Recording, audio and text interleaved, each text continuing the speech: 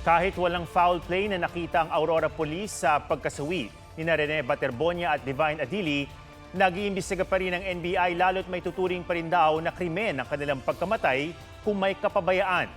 Pinasampina ng CIDG ang head coach ng Ateneo Men's Basketball na si Tab Baldwin at ang iba pang kasama sa training sa Aurora. May report si Ian Cruz. Sa pagkamatay ng mga Ateneo basketball player na sina Rene Baterbonia at Divine Adili. Sentro ngayon ng kontrobersya ang head coach ng Ateneo Blue Eagles na si Tab Baldwin. Sa article ng Spin.ph noong 2017, ipinagmalaki ni Baldwin ang kanilang team building sa Baler, Aurora bago ang simula ng UAAP Season 80 kung saan sila nagkampiyon. Sabi ni Baldwin, ang training ay para palakasin ang team sa pamagitan ng pag-alis sa ego ng bawat player. Dahil sa tila kakaibang training program ni Baldwin, tinitingnan ngayon kung nalabag ang Anti-Hazing Act of 2018.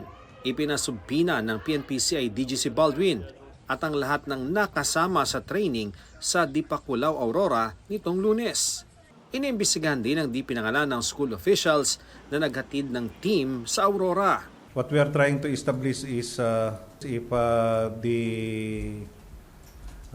school authorities concerned have prepared for the safety and medical needs of the athletes. We wanted it to be always to be an airtight case so that we can also give justice doon sa pamilya. Humiling din ang CIDG sa Justice Department na maglabas ng Immigration Lookout Bulletin Order laban sa mga person of interest sa kaso pero hindi muna sila pinangalanan. Ipapatawag rin ang PNP-CIDG bilang testigo ang mga dating player ng Ateneo na nakaranas ng training sa Aurora. Sa pulong ng CHED sa Ateneo, na lamang 24 ang mga student athlete na kasama sa team building at training camp. 7 ang coach at staff members. Batay sa investigasyon ng Aurora Police, naabutan si Baldwin sa pinangyarihan ng insidente pero hindi raw makausap noon ng mga investigador. Kasama po siya sa grupo na nag-rescue. That time siya talaga nasa state of shock sila kaya hindi mamalinaw. Tapos nga po nung huli na pagkasunduan na yung dalawa na lang ang pupunta sa station para bigyan ng salaysay. Nauna nang sinabi ng Aurora Police na walang nakitang foul play sa pagkamatay ni Rene at Divine. Pero ayon sa NBI, may tuturing pa ring krimen ang pagkasawi ng dalawa kung malamang bunga ito ng kapabayaan.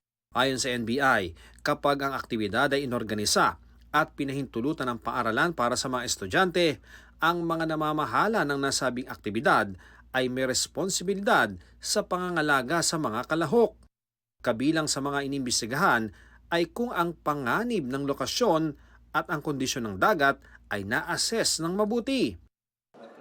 Kasama ang kanyang abogado, humarap naman at nagpaliwanag sa NBI ang may-ari ng resort kung saan ginawa ang team building.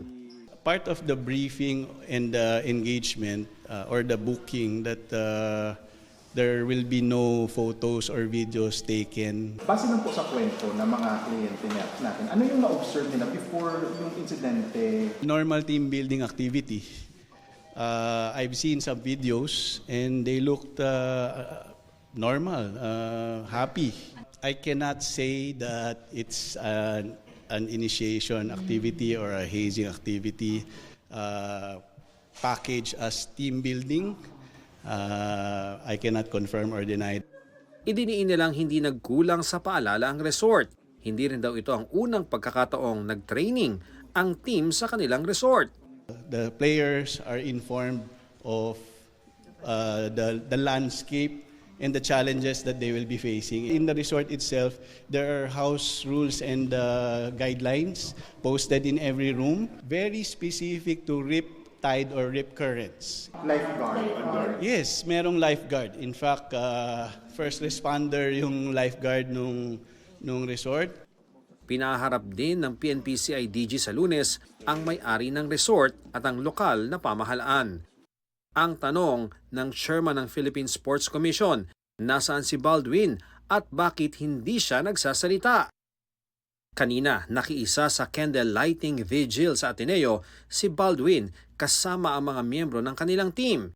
Ito ang kauna-unahang public appearance si Baldwin matapos ang trahedya. Sinusubukan pa siyang kunan ng pahayag. Pero sabi ng Ateneo de Manila University, hiniling nila kay Baldwin na wag munang magsalita para umusad ang mga opisyal na proseso at malaman ang tunay na nangyari. Wag daw sanang ituring nakawalan ng pakialam o malasakit ang pananahimik ni Baldwin.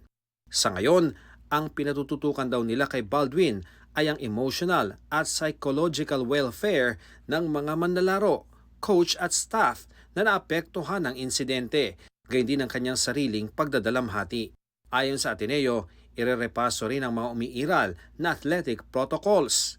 Batay sa investigasyon ng Ateneo, nagko-conditioning exercises ang grupo sa mababaw na bahagi ng dagat nang hampasin ng malalaking alon. Nakaahon daw ang ibang players pero natangay sina Baterbonia at Adili. Wala raw anumang ginamit na pabigat. Siniguro ng universidad na nakikipagtulungan sila sa lahat ng investigasyon ng mga otoridad. Ian Cruz, GMA News.